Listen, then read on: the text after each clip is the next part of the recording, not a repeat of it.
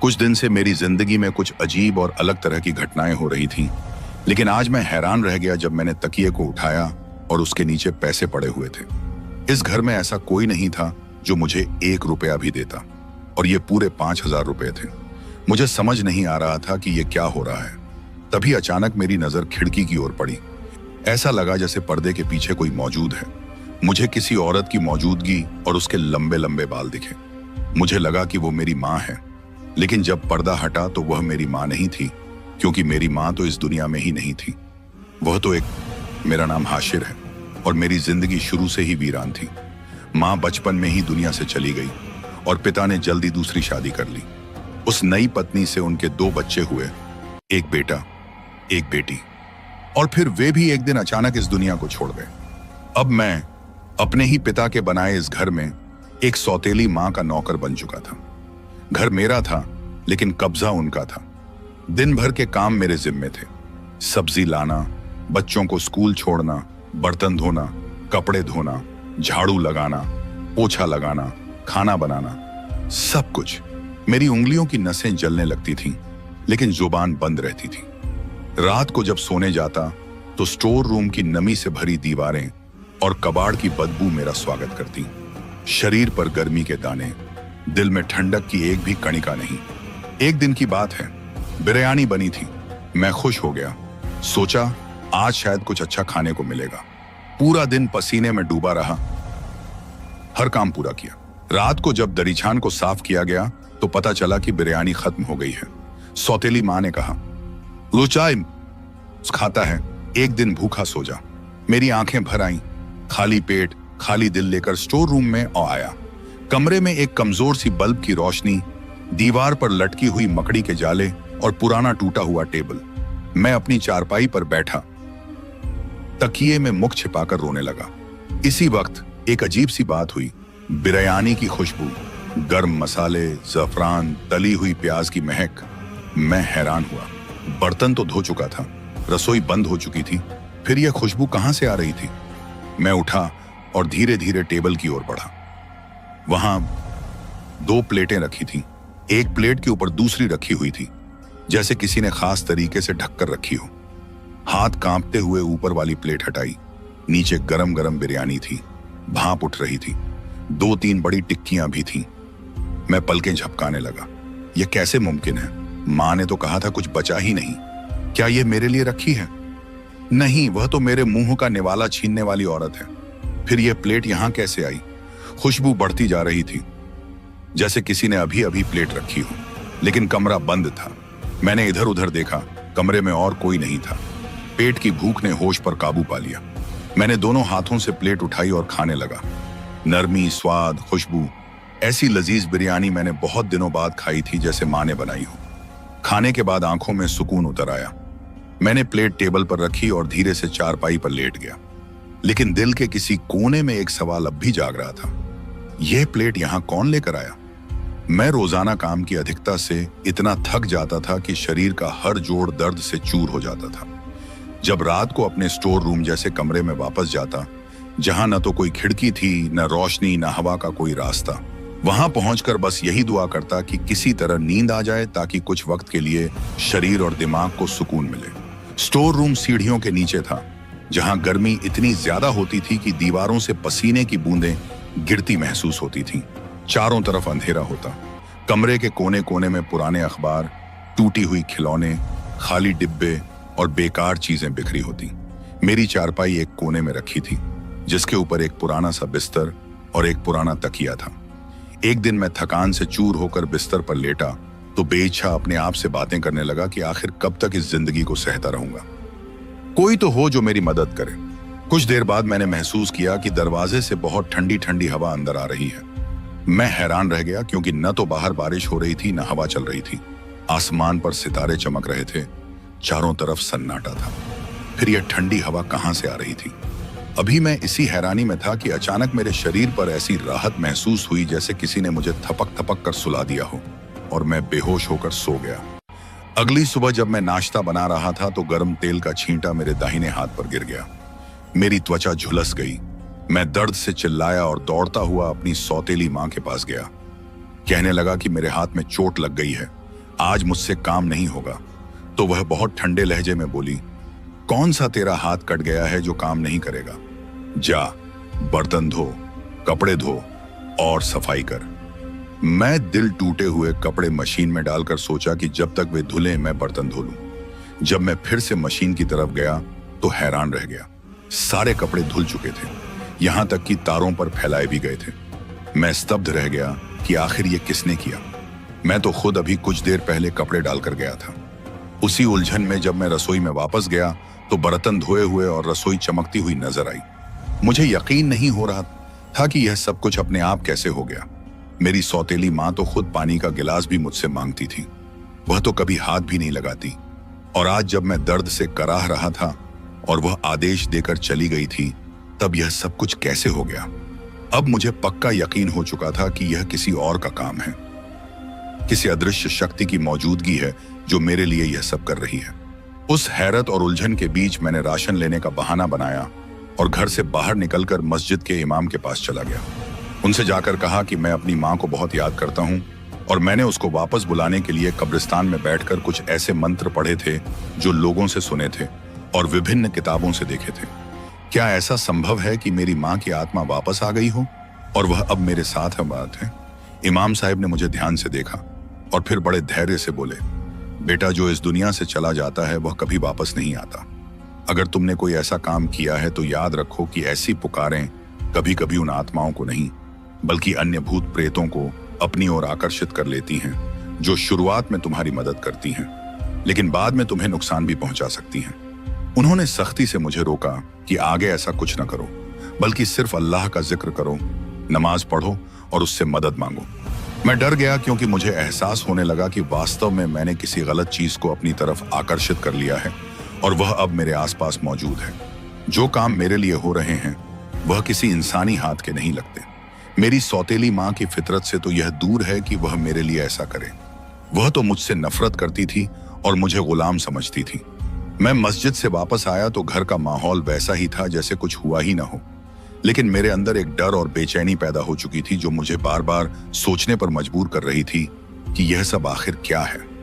मैं अपने कमरे में गया जो स्टोर रूम था और वहां जाकर लेटने की कोशिश की, लेकिन नींद नहीं आ रही थी। दिल बेचैन था, दिमाग भारी था, आंखें बार बार कमरे के कोने कोने को घूरती थीं। तकिए के नीचे हाथ रखा तो कुछ चुभने जैसी चीज महसूस हुई। जब तकिया उठाया तो मेरी आंखें फटी की फटी रह गईं। वहां 5 से 10 हजार रुपए रखे थे जो बिल्कुल नए और सही तरीके से रखे गए थे। मैंने चारों तरफ देखा कि कहीं मेरी सौतेली माँ तो नहीं आ गई। वह तो कभी भी मेरे लिए 1 रुपया नहीं निकालती थी। फिर ये पैसे कहां से आए? क्या ये भी उसी भूत प्रेत की शक्ति का काम था जो मेरे काम कर रही थी और अब मुझे पैसे भी दे रही थी? मेरा दिल कांपने लगा। मैंने पैसे हाथ में लिए और लड़खड़ाती हुई आवाज में अल्लाह का नाम लेकर तकिए के नीचे वापस रख दिए और अपने बिस्तर पर बैठकर रोने लगा। मैंने कहा, ऐ अल्लाह, अगर यह तेरी तरफ से है तो मुझे समझा दे और अगर यह किसी और की तरफ से है तो मुझे उससे बचा ले, क्योंकि अब मुझे अपने ही कमरे में डर लगने लगा है। रात को हर आहट पर मैं चौंक जाता था। कभी लगता कोई मेरे पास आकर बैठा है, कभी महसूस होता किसी ने मेरे सिर पर हाथ रखा है, लेकिन नजर कुछ नहीं आता। मैंने अपनी सौतेली माँ से कहा कि मुझे नए कपड़े दे दो, मेरे कपड़े फट चुके हैं। तो वह हमेशा की तरह बोली, मेरे पास तेरे लिए 1 रुपया नहीं है। मैंने कुछ नहीं कहा और चुपचाप कमरे में आ गया। मेरे पास कपड़े नहीं थे, मेरे हाथ जल चुके थे, शरीर गर्मी दानों से भरा हुआ था और दिल डर से कांप रहा था। अब मुझे यह सब कुछ एक अजीब सिलसिले का हिस्सा लगने लगा था, जिसका आरंभ मेरी माँ की याद और उसकी आत्मा को बुलाने की कोशिश से हुआ था, लेकिन अब यह किसी और राह पर चल निकला था। मैंने अल्लाह से माफी मांगी। मैंने खुद से वादा किया कि अब कभी किसी गलत काम की तरफ नहीं जाऊंगा और सिर्फ अल्लाह से मदद मांगूंगा। मैंने इमाम साहिब की बातों को दिल से स्वीकार कर लिया, लेकिन मेरे दिल में एक बात जरूर बैठ गई थी कि मेरे साथ जो हो रहा है वह आम नहीं है और इसका सिलसिला अभी रुका नहीं है, बल्कि आगे भी कुछ होने वाला है, कुछ बहुत बड़ा। एक दिन मैं दुकान पर सामान ले रहा था। गर्मी बहुत थी, पसीना माथे से बह रहा था और दिमाग भी कुछ भारी था, जब मैंने एक बूढ़े आदमी को देखा जो किसी किराए वाले से बार बार एक ही बात पूछ रहा था। उसका चेहरा थका हुआ लग रहा था और उसकी आंखों में कुछ खो जाने जैसी बेचैनी थी। वह बार बार कह रहा था, फुलां घर किधर है, किधर है? और किराए वाला उकताहट से जवाब दे रहा था, भाई मुझे नहीं पता तुम किस घर की बात कर रहे हो। मैं वहीं खड़ा था और मुझे लगा कि शायद यह बूढ़ा आदमी किसी परेशानी में है या कुछ भूल गया है। तो उन्होंने मुझे गौर से देखा। उनकी आंखों में कृतज्ञता की एक हल्की सी छाया थी। उन्होंने कहा, मैं एक ऐसे घर की तलाश में हूं जो बहुत पुराने जमाने का बना हुआ था, जिसके बगल में एक बहुत बड़ा पीपल का पेड़ हुआ करता था। मैंने थोड़ा सोचकर याद किया कि हमारे घर के साथ भी एक पुराना पीपल का पेड़ है जो शायद सैकड़ों सालों से वहीं खड़ा है। शायद वही हो। मैंने उनसे कहा, हमारे घर के साथ भी एक पेड़ है जो शायद 100-150 साल पुराना है, लेकिन वह घर पुराने अंदाज का नहीं है, बल्कि हाल ही में बनाया गया है। इस बूढ़े आदमी ने मेरी बात सुनकर कुछ देर आंखें बंद कर लीं, जैसे वह अतीत में खो गया हो। फिर धीरे से बोला, बेटा क्या तुम मुझे वहां ले जा सकते हो? मैंने कहा, जी बिल्कुल। मैं उसे लेकर घर की ओर चल पड़ा। रास्ते में वह खामोश था, जैसे उसके सीने में कई राज दफन हों, जैसे वह किसी गहरे सदमे को सहने के बाद वापस उसी वक्त में जा रहा हो जब सब कुछ ठीक था। जब हम घर के पास पहुंचे तो जैसे ही उसकी नजर पीपल के पेड़ पर पड़ी, वह रोने लगा। उसका शरीर कांपने लगा और वह जमीन पर बैठ गया। उसने धीरे से कहा, यही वह जगह है, यही वह स्थान है जहां मेरी पुरानी हवेली थी। 5 मंजिलों पर बनी एक छोटी सी हवेली, लेकिन बहुत खूबसूरत थी। मैंने कई सालों बाद इस जगह को देखा है, लेकिन लगता है सब कुछ मिट्टी में मिल चुका है। यहां अब कुछ भी वैसा नहीं रहा जो कभी हुआ करता था। मैंने उसे सांत्वना दी और पूछा, बाबा जी क्या सचमुच पुरानी हवेलियों में कुछ राज हुआ करते थे? तो वह मुस्कुराकर बोला, बेटा पुराने घरों में राज भी होते हैं, कहानियां भी होती हैं और कुछ ऐसी चीजें भी होती हैं जो दिखाई तो नहीं देती, लेकिन अपनी मौजूदगी का एहसास जरूर दिलाती हैं। जैसे हवा में कुछ खुशबू बची रह जाए, जैसे किसी के कदमों की आहट मिट्टी में गूंजती रहे। वह कहने लगा, यह हवेली हिंदुओं के जमाने की थी। इसके तहखाने में कुछ ऐसा था जो कभी किसी को नहीं बताया गया। कई बार रात को दरवाजे खुद ब खुद खुल जाते थे, कई बार चिराग अपने आप जल उठते थे और कई बार कहीं से धीमी धीमी गाने की आवाजें आती थीं, जैसे कोई दुल्हन अपने पति का इंतजार कर रही हो। मैंने पूछा, बाबा जी क्या आपने कभी इन चीजों को देखा या महसूस किया? तो वह बोले, नहीं बेटा, मैं तो बच्चा था, लेकिन मेरी माँ कहती थी कि उस घर में एक विधवा हिंदू महिला रहती थी जो अपने पति की मौत के बाद पागल हो गई थी और उसी हवेली के पीपल के पेड़ से लटक कर उसने आत्महत्या कर ली थी। उसके बाद इस घर में रहने वालों को अजीब सपने आने लगे थे। कभी बर्तन अपने आप गिर जाते, कभी दरवाजे खुलते और बंद होते रहते, और कभी कोई किसी के कान में आकर कुछ कह देता जो साफ सुनाई नहीं देता लेकिन दिल को हिला देता। वह कहने लगा, तुम लोग यहां कैसे रह रहे हो? तुम्हें कभी कुछ महसूस नहीं हुआ? मैं उसे क्या बताता कि मैं तो कई दिनों से अजीब सी हालत में रह रहा हूं। कभी अचानक मेरे काम खुद ही पूरे हो जाते हैं, कभी कपड़े अपने आप धो दिए जाते हैं, कभी खाना तैयार मिल जाता है, और कभी मेरे तकिए के नीचे पैसे रखे होते हैं जिनका मुझे पता ही नहीं होता। वह कहने लगा, बेटा अगर तुम्हें कभी किसी महिला की मौजूदगी का एहसास हुआ हो तो समझ लेना कि वह वही महिला हो सकती है जो कभी उस पेड़ से लटक गई थी, क्योंकि उसकी आत्मा यहां से कभी गई नहीं। वह कहता था कि कुछ आत्माएं जगहों से जुड़ी होती हैं, जैसे कोई पक्षी अपने घोंसले को छोड़ने से मना कर दे, वैसे ही कुछ आत्माएं अपनी जगह नहीं छोड़ती। वह मेरे सामने बैठा था और मैं सोच रहा था कि शायद जिस चीज को मैं अपनी मददगार समझ रहा हूं वह वही तो नहीं जो कभी किसी दर्द की तीव्रता में उस पीपल के पेड़ से झूल गई थी। वह कहने लगा, अब इस घर में दाखिल होने का कोई फायदा नहीं, क्योंकि जो राजज मिट्टी में दब गए और जो आंखें उन्हें देख सकती थीं वे बंद हो गईं। मैंने भी सिर हिला दिया, लेकिन मेरे दिल में एक डर बैठ गया। मैंने पहली बार ध्यान से पीपल के पेड़ को देखा। उसकी शाखाएं आसमान की ओर उठी हुई थीं, जैसे कुछ कहना चाहती हूं, और उसके पत्ते बिना हवा के भी हिल रहे थे, जैसे कोई उनकी उंगलियां फेर रहा हो। उस दिन के बाद से मैंने फैसला कर लिया कि मैं रात को उस चीज को बुलाऊंगा जो मेरे कमरे में आती है। मैं उससे पूछूंगा कि वह कौन है और मुझसे क्या चाहती है, क्योंकि जब भी मैंने उसकी मौजूदगी महसूस की है, मुझे किसी पुरुष की नहीं बल्कि किसी औरत की खुशबू, किसी औरत की आहट, किसी औरत की सांसों की गर्मी महसूस हुई है। मैंने कभी किसी पुरुष जैसी ताकत या आवाज नहीं सुनी, बल्कि जब भी कुछ महसूस हुआ तो लगा जैसे कोई औरत मेरे सिरहाने खड़ी है, जैसे वह मेरे बाल सहला रही हो, जैसे वह मेरे दर्द को जानती हो, जैसे वह मुझे बचाना चाहती हो। लेकिन मैं उसके इरादों से परिचित नहीं हूं, क्योंकि अगर वह वास्तव में मेरी मदद करना चाहती है तो फिर उसने अपना आप क्यों नहीं दिखाया। वह केवल छिपकर मेरी जिंदगी में दखल दे रही है और मेरी हालत खराब हो चुकी है। मेरी सौतेली माँ मुझसे नफरत करती है, मेरे शरीर पर जख्म है, मेरे दिल में दर्द है और मेरे दिमाग में सवालों का तूफान है। मैं जानना चाहता हूं कि क्या यह सब मेरी माँ की आत्मा कर रही है या वह किसी और की आत्मा है जो किसी और दर्द के साथ यहाँ बसी हुई है। मुझे उस रात का इंतजार है जब मैं उस पेड़ के नीचे जाकर उसे बुलाऊंगा और उससे सवाल करूंगा। मैं जानना चाहता हूं कि जो मेरी मदद कर रही है वह कौन है और उसकी मदद के बदले में वह क्या चाहती है, क्योंकि जो भी इस दुनिया में बिना शरीर के है वह बिना कीमत के कुछ नहीं देता और मैं ये कीमत चुकाने के लिए तैयार नहीं हूं। जैसे ही मैं घर आया मुझे एहसास हुआ कि मेरे साथ कुछ बहुत गलत होने वाला है। घर के आंगन में एक अजीब सी खामोशी थी, जैसे हर दीवार मुझे घूर रही हो, जैसे फिजा भी मेरे खिलाफ साजिश में शामिल हो। जैसे ही मैं अंदर गया मुझे अपनी सौतेली माँ की आवाज सुनाई दी, जो किसी औरत से बहुत धीमे लेकिन फैसले वाले अंदाज में बात कर रही थी। मैंने ध्यान से सुना। वह कह रही थी, हाँ मैंने फैसला कर लिया है, अब बड़ा हो गया है, मेरी बेटी भी अब जवान हो चुकी है। मैं नहीं चाहती कि वे एक ही घर में रहें, लोग बातें बनाएंगे, इसलिए मैंने फैसला कर लिया है, तुम ले जाओ उसे अपने साथ। घर में काम भी करेगा, तुम उसे तनख्वाह दे देना, बाकी जैसा तुम समझो। मेरे पैरों तले जमीन खिसक गई।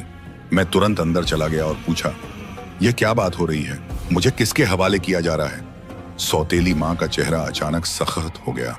बोली, और क्या करती, कहाँ रखती तुझे, तेरी वजह से ही लोग बातें बनाते, अब बस बहुत हो गया। वह औरत कल सुबह आ रही है तुम्हें ले जाने। बंगला है उसका, 17 लोग रहते हैं उसके घर में, सबका काम करना पड़ेगा। यह तेरा नसीब है, अब यह घर भी मेरे नाम है, तेरा कुछ नहीं रहा। मेरी आंखों के सामने अंधेरा छा गया। गुस्सा, बेशर्मी, दुख सब एक साथ मेरे सीने में घुसने लगे। मैं अपने कमरे में जाकर रोने लगा, सिर हाथों में दबाकर बैठ गया। मेरे आंसू थमने का नाम नहीं ले रहे थे। इतने में मैंने महसूस किया कि पर्दे के पीछे कोई खड़ा है, धुंधला सा साया, लंबे बाल, किसी औरत की मौजूदगी। मैं रो रहा था और मुझे किसी का डर नहीं था। बस एक आवाज निकली मेरे गले से, आजा, ले जा जो चाहती है, खा जा, मैं कुछ नहीं कर सकता, मेरी जिंदगी की कोई कीमत नहीं रही, मुझे तो बेच दिया गया है। अचानक एक अजीब सी सुकून भरी खामोशी छा गई, जैसे किसी ने मेरे दिल पर हाथ रखकर तसल्ली दी हो। कुछ पलों बाद मुझे नींद आ गई। जब सुबह उठा तो नजारा ही बदल चुका था। मेरी सौतेली माँ घर में चीजें सिमट रही थी, कपड़ों के बैग बंद हो रहे थे, बर्तन पैक किए जा रहे थे और बच्चों को तैयार किया जा रहा था। मैंने पूछा, कहाँ जा रही हो? तो उसने आंखों में नमी लिए कहा, मैं यहां से जा रही हूं, यह घर तेरा है, जो तेरे साथ बुरा किया उसके लिए माफी मांगती हूं, मुझे माफ कर दे, मेरे बस में जो था वही किया, अब जा रही हूं हमेशा के लिए। मैं कुछ कह भी नहीं सका। वह अपने बच्चों को लेकर एक छोटे से टेम्पो में सवार हो गई और चली गई। घर में अब केवल मैं रह गया था। एक अजीब सी खामोशी हर दीवार में गूंज रही थी, जैसे सब कुछ बदल गया हो। लेकिन मैं समझ नहीं पा रहा था कि यह सब कैसे हो गया। एक दिन में सब कुछ कैसे उलट गया। रात हुई तो फिर वही मौजूदगी, वही साया मेरी आंखों के सामने प्रकट हुआ। मैं डर गया, लेकिन इस बार वह बोली। उसकी आवाज किसी इंसान की तरह थी, नरम पर विश्वास से भरी और तसल्ली देने वाली। कहने लगी, डरना नहीं, मैं कोई बुरी चीज नहीं, ना हवा ना भूत, मैं एक जिन्न लड़की हूँ, सदियों से इस पीपल के पेड़ पर रहती हूँ। मैंने देखा कि तुम्हारे साथ क्या सलूक हो रहा है, तुम्हारे दिल का दर्द महसूस किया और तुम्हें अकेला नहीं छोड़ सकती थी। मैंने तुम्हारी माँ के दिल में डर डाला, इसी वजह से वह यहाँ से चली गई। अब यह घर सिर्फ तुम्हारा है। मैं हैरानी से उसकी बातें सुन रहा था, कुछ बोल नहीं पा रहा था, लेकिन उसकी आवाज में जो सुकून था उसने मेरे अंदर के तूफान को कुछ हद तक शांत कर दिया। उसने कहा कि अब तुम अकेले नहीं हो, मैं तुम्हारे साथ हूं, तुम चिंता मत करो, न घर के खर्चों की, न रोजी रोटी की, सब ठीक हो जाएगा। मैंने उसकी बात मान ली, लेकिन दिल का डर अभी भी पूरी तरह खत्म नहीं हुआ था। कई दिन गुजरे, वह मुझे फिर से नजर नहीं आई, लेकिन उसकी बातें सच साबित होने लगी। मेरे घर का राशन कभी खत्म नहीं होता था, खाने पीने की चीजें अपने आप अलमारी में आ जाती थीं, बिजली का बिल कभी नहीं आता था। पानी हमेशा आता रहता था, जैसे कोई पर्दे के पीछे से सब संभाल रहा हो। कुछ दिनों बाद मैंने नजदीकी एक दुकान में काम करना शुरू कर दिया, जो मुझे तनख्वाह देती थी, और मैं मेहनत करने लगा। मेरी जिंदगी धीरे धीरे बेहतर होने लगी। मैं अपनी मर्जी से सोता, अपनी मर्जी से उठता, मेरी कोई चिंता बाकी नहीं रही। लोग मुझसे पूछते कि अकेले कैसे रहते हो, तो मैं मुस्कुरा देता और कहता, किस्मत बदल गई है। लेकिन अंदर ही अंदर मुझे पता था कि कोई ताकत मेरे साथ है, जो मुझे दुख नहीं पहुंचने देती। सालों बाद जब मैंने अपना छोटा सा कारोबार शुरू किया, तो हर कदम पर सफलता मेरे साथ रही। कोई रुकावट नहीं आई, हर रास्ता खुलता गया। और जब मैंने अपने पुराने कमरे की दीवार तोड़कर नया कमरा बनाया, तो पीपल के पेड़ की छाया में वह खुशबू फिर से महसूस हुई, जैसे वह जिंजादी अभी भी यहाँ हो, मुझे देख रही हो और दुआएं दे रही हो। मैं अक्सर उस पेड़ के नीचे बैठकर सोचता था कि इस दुनिया में कुछ चीजें ऐसी भी होती हैं जो इंसान की सोच से परे होती हैं। कुछ रिश्ते, कुछ साए, कुछ मददगार, जो हमारी आंखों से छिपकर भी हमारी जिंदगी में रोशनी लाते हैं। वह जिंजादी शायद मेरी जिंदगी का सबसे अनपेक्षित लेकिन सबसे सच्चा सहारा बनी। उसने न सिर्फ मुझे बचाया, बल्कि मुझे जीना भी सिखाया। कहानी खत्म हुई, लेकिन पेड़ अभी भी वही है, छांव अभी भी देता है, और मैं हर रात सोने से पहले उसका शुक्रिया अदा करता हूँ।